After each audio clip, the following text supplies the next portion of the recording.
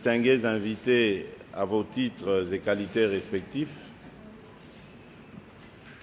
en ce 8 mars 2019, la République démocratique du Congo est fière d'associer sa voix, aujourd'hui encore, à la dynamique mondiale pour célébrer la femme et en particulier la femme congolaise.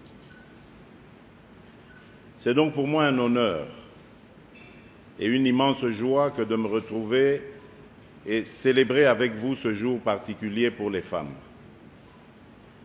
Vous faites partie de ces femmes d'exception qui ont décidé de conjuguer l'excellence au féminin dans vos secteurs respectifs. Vous représentez les femmes congolaises dans toute leur diversité. Elles qui se battent au quotidien pour donner le meilleur d'elles-mêmes et assurer ainsi la survie de nos familles dans des conditions parfois pénibles. Vous brisez chaque jour les barrières et les a priori sur le genre, contribuant ainsi à l'avènement d'une société où les femmes auront toute leur place. Pour tous les sacrifices consentis pour la promotion de la femme, je vous exprime toute mon admiration ainsi que celle de la patrie. Cette année, la Journée internationale de la femme a pour thème « Penser équitablement, bâtir intelligemment, innover pour le changement ». À travers cette thématique, chacun de nous est appelé à réfléchir et à œuvrer pour le progrès en matière d'égalité des sexes et d'autonomisation des femmes, en mettant un accent particulier sur les systèmes de protection sociale, l'accès aux services publics et la construction d'infrastructures durables pour le développement de notre pays. Mesdames, distingués invités, après avoir partagé ces instants avec vous, j'ai davantage conscience des enjeux que soulève cette thématique, surtout pour notre nation et pour la femme congolaise. Il est un fait que, malgré le progrès qu'apporte la technologie, il existe toujours une fracture numérique entre les sexes et elle est malheureusement croissante. Les femmes sont encore sous-représentées dans de nombreux domaines clés, on l'a dit ici, tels que la science, la technologie, l'ingénierie, les mathématiques, etc. En observant la situation actuelle concernant l'égalité des sexes et l'autonomisation de la femme dans notre pays, les perspectives sont alarmantes. L'observation des courbes actuelles laisse entrevoir que les actions en cours ne suffiront pas pour l'instauration d'une planète 50-50 d'ici 2030. Face à ces défis, il est plus qu'urgent de redoubler d'efforts afin de rompre avec le statu quo. Et à ce sujet, je dirais que j'espère que l'échéancier que nous avons levé ici, entre nous, va nous permettre évidemment de faire ce bond en avant. Comme je m'y suis engagé lors de ma campagne présidentielle, je contribuerai efficacement à la concrétisation et à la mise en œuvre, autant que possible, de la parité homme-femme dans les institutions de notre pays. Et ici, je vais prendre le risque d'annoncer que très bientôt sera nommée une commission suite à la proposition de Maman Nzouzi sur la parité homme-femme, le suivi de la parité homme-femme.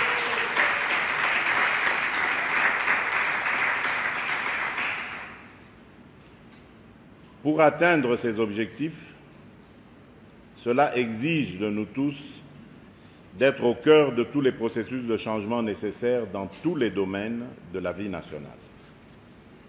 Je suis conscient qu'il y aura des réticences et des freins dans sa mise en œuvre. Mais il nous faudra résolument adopter de nouvelles approches pour faire évoluer les mentalités. Ensemble, nous allons travailler à éliminer les obstacles culturels, structurels et institutionnels pour qu'aucune femme ni aucune fille ne soit laissée de côté. Pour ce faire, nous devrons œuvrer en tant que peuple à valoriser notre capital humain en intégrant dans l'ordre des priorités la promotion des jeunes filles et des femmes. L'implication des femmes dans l'ensemble des activités de la vie de notre nation mérite non seulement une politique d'encadrement plus volontariste, mais aussi et surtout l'affectation davantage de ressources sur les programmes en question. Les idées et les expériences des femmes congolaises doivent être prises pleinement en compte dans la conception et la mise en œuvre de toutes les initiatives et les politiques susceptibles d'inverser durablement, structurellement et culturellement la tendance. Mesdames, distingués invités, il nous appartient, à nous les hommes et les femmes politiques, de nous assurer de l'application effective de divers textes protecteurs de la femme actuellement en vigueur dans notre pays pour que cela se matérialise dans le quotidien de celle-ci. Il s'agit notamment de la résolution 1325 du Conseil de sécurité des Nations Unies sur la femme, paix et sécurité adoptée en 2000, de la déclaration solennelle des chefs d'État de l'Union africaine sur l'égalité entre les hommes et les femmes en Afrique, du protocole de Maputo, de la Constitution de la République démocratique du Congo de 2006, telle que modifiée à ce jour, et de la loi numéro 15/013 du 1er août 2015 portant modalité d'application des droits des femmes et de la parité, et je pourrais en citer bien d'autres. Il nous appartient à nous, les hommes et les femmes politiques, de s'assurer que les contenus de ces textes se traduisent au quotidien. En tant que garant du bon fonctionnement des institutions du pays, j'y veillerai scrupuleusement. Je saisis cette occasion pour réaffirmer l'engagement que j'avais pris lors d'un riche échange qui s'est tenu au Centre Caritas en date du 3 décembre 2018 avec un autre panel de femmes congolaises, durant la campagne électorale, engagement de lutter notamment contre le mariage précoce des jeunes filles pour qu'elles puissent toutes aller à l'école, contre les injustices, les viols et les violences faites à la femme. Je ne ménagerai aucun effort pour éradiquer ce fléau durant tout mon mandat.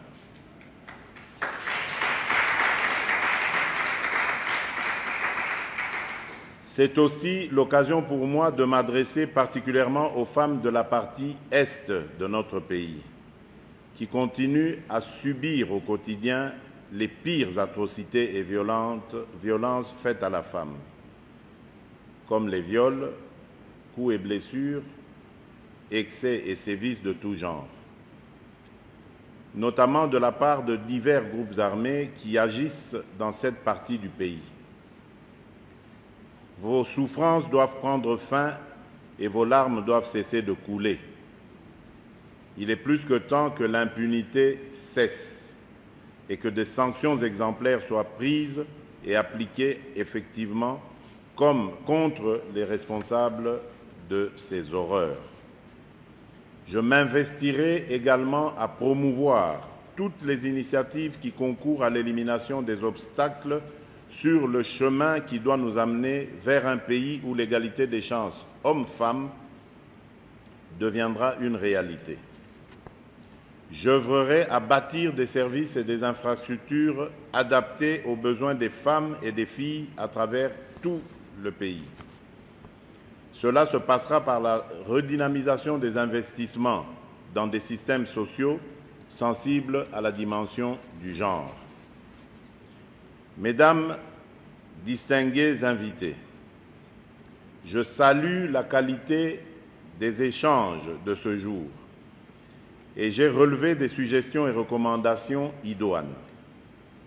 Je vous invite à poursuivre cet exercice en approfondissant toutes les questions en relation avec les matières au genre dans notre pays.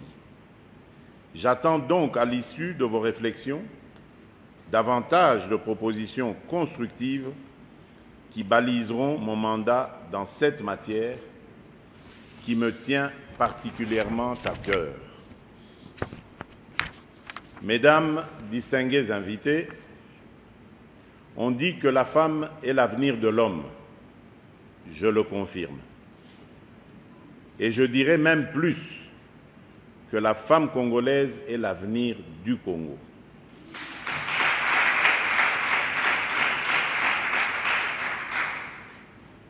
On dit aussi qu'éduquer une femme, c'est éduquer une nation, et de ce fait, il est de notre devoir d'investir en elle.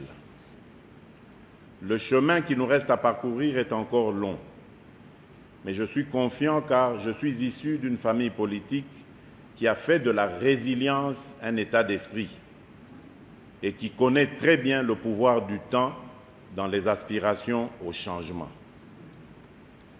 Je termine mon propos en vous invitant à ne pas baisser les bras et surtout à ne pas vous décourager. Car un célèbre dirigeant chinois avait dit « Pour faire 1000 mètres, il faut d'abord 1 mètre ».